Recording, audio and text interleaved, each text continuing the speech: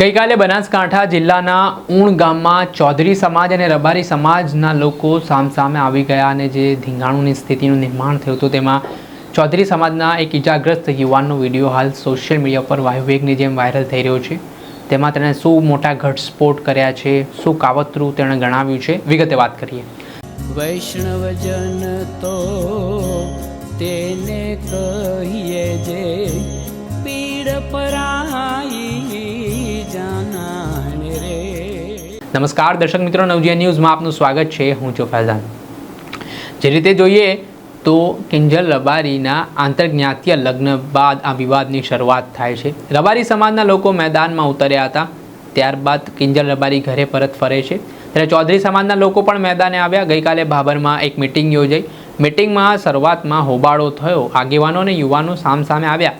ત્યારબાદ યુવાનોને ગુસ્સો આવ્યા અને તેઓ ઊણ ગામ ખાતે ચૌધરી સમાજની દીકરીને ફરી સમાજમાં પરત લાવવા માટે નીકળી ગયા। આ દરમિયાન ઊણ ગામમાં રબારી સમાજ અને ચૌધરી સમાજના લોકો વચ્ચે સામસામે આવી ગયા। ગાડીઓમાં તોડફોડ થઈ, સામસામે લાઠીઓ ચાલી અને આ ઘટનામાં એકબીજાને ગંભીર ઇજાઓ પણ પહોંચી। આ ઘટનાના કારણે મામલો ગરમાવાની શરૂઆત થઈ। ઘટનાના પગલે પોલીસના જવાનો છે તે ઘટના સ્થળે દોડી આવ્યા હતા। ત્યારે ચૌધરી સમાજના એક ઇજાગ્રસ્ત યુવાનનો વિડીયો હાલ સામે આવ્યો છે, જે વિડીયોમાં તેણે કેટલાક ગંભીર આક્ષેપો કરવાની શરૂઆત કરી છે। તે કહી રહ્યો છે કે પોલીસે એક તરફી કાર્યવાહી છે તે કરી છે। સાથે જ તેના થરાદના ધારાસભ્ય શંકર ચૌધરી સામે પણ નારાજગી વ્યક્ત કરી છે। પહેલા તો આ ચૌધરી સમાજના યુવાને શું કહ્યું તે સાંભળો। જે 2 દિવસ પહેલા હું વિડીયો બનાવ્યો હતો અને આજે સંમેલનમાં અમે હાજર રહ્યા અને સંમેલનમાં અમે હાજર રહીને ત્યાં ગામમાં ગયા અમારો હક લેવા, પરંતુ અમે શાંતિથી અને એ રીતે એક વર્તનથી અને એક સંસ્કારથી અમે વાત કરી રહ્યા હતા। છતાં પણ નિર્ણય લેવાના એક બહાનું કરી અને અમને ગામમાં બોલાવ્યા। પછી એમને કીધું કે ભાઈ અમારા આગેવાનો આવે છે, તમે રાહ જુઓ। તો અમે રાહ જોતા હતા અને એમના કોઈક આગેવાનો આવ્યા પણ અને પોલીસ પણ હાજર હતી, પોલીસ ખાસી સંખ્યામાં હાજર હતી। છતાં એમને અમને છેતરીને પાછળથી ઘા કર્યા। અને ભાઈ મારે બીજું કોઈ કહેવું નહીં, પણ બનાસકાંઠાના કોઈ પણ ચૌધરીનો આજ પછી મારા ઉપર વિશ્વાસ ઉઠી ગયો છે મારો।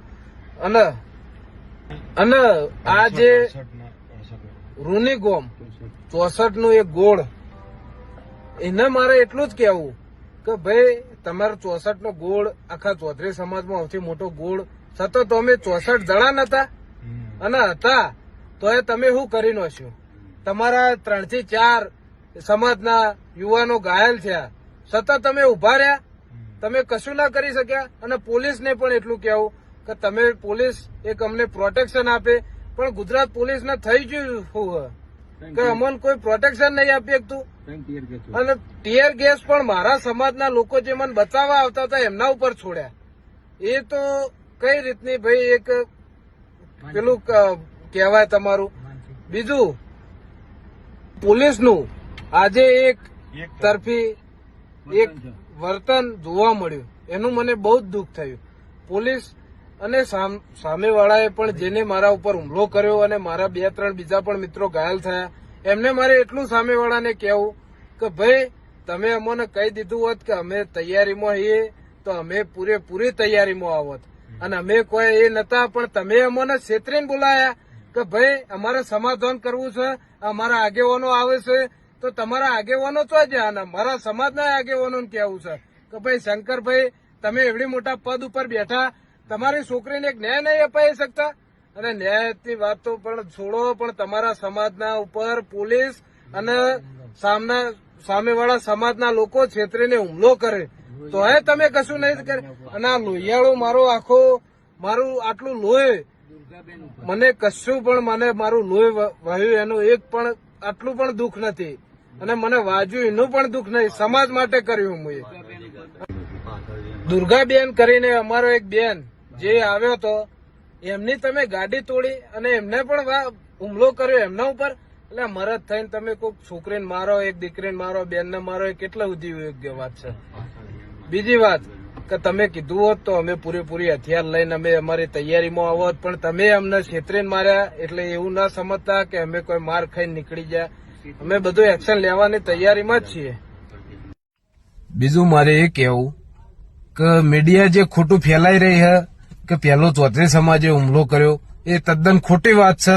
પહેલો હુમલો યુવાના દ્વારા કરવામાં આવ્યો. પહેલો હુમલો અમારા એક બૂન, એક અમારા બેન પર હુમલો કરવામાં આવ્યો. પહેલા એમની ગાડી તોડવામાં આવી અને તમારા સમાજના એક ઘણા લોકોએ એક બેનને મારી. એવી તમારી મર્દાનગી. અને તમે જે કર્યું એ બરોબર છે, પણ હવે જે થાય ન ભોગવવા તૈયાર રહેજો. જય માતાજી. આપણે સાંભળ્યા હતા ચૌધરી સમાજના યુવાન. તેમણે આ સમગ્ર ઘટનામાં જે રીતે આક્ષેપો કરવાની શરૂઆત કરી છે અને જે આખું કાવતરું કેવી રીતે થયું તેને લઈને તેમણે જે વાત કરી છે તેના કારણે આ આક્ષેપો બાદ હવે મામલો ગરમાવાની શરૂઆત થઈ છે. જોકે આ ઘટનામાં હવે પોલીસે બંને પક્ષોની ફરિયાદના આધારે ગુનો નોંધીને આરોપીઓને પકડવાની તજવીજ હાથ ધરી છે. પરંતુ જે સમગ્ર ઘટનાક્રમ સામે આવ્યો હતો તેમાં બંને સમાજના આગેવાનો અપીલ કરી રહ્યા છે શાંતિ જાળવવા માટે. ત્યારે કઈ પરિસ્થિતિનું નિર્માણ થાય છે આગામી દિવસોમાં તે જોવું રહ્યું. દર્શક મિત્રો, આવા જ વિડીયો જોવા માટે નવજીવન ન્યૂઝ જોતા રહો.